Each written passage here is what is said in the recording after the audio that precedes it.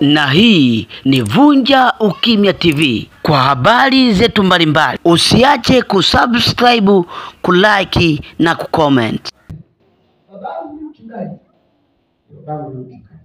Sasa siku moja nikamuuliza swali.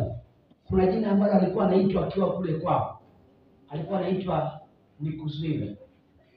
Wandani mnaelewa maana Nikuswive. Sasa yeye alikataa lile jina. Sasa hivi anaitwa Mchungaji Enoki Mjwanga. Kwa hiyo ndio jina la baba yangu, anaitwa Enoki Mjwanga. Jina la Nikuswive kalikataa mzee. Kwa nini umekataa jina la Nikuswive? Akasema mwanangu, lile jina lilikuwa ni roho. Wenzangu wanajenga magorofa, mimi Nikuswive.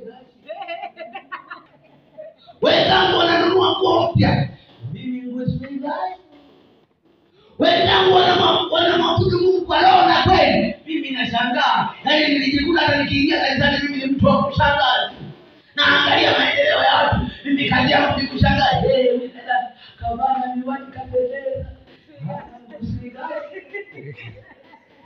Jina la Bwana libarikiwe. Akasema nilikataa ile roho ya kushangaa. Sitaki mimi nishangae, nataka watu wanishangae jinsi Mungu alivyonitendea. Nataka watu wanishangae jinsi Mungu alivyonibariki. Nataka watu wanishangae jinsi Mungu alivyoniinua. Ukiwa na roho ya kujifanya mgeni, utakuwa umepandikizwa ile roho ya kuzuilaji. Wakati mhubiri anahubiri madhabahuni, wenzako wanapokea, wewe unashangaa.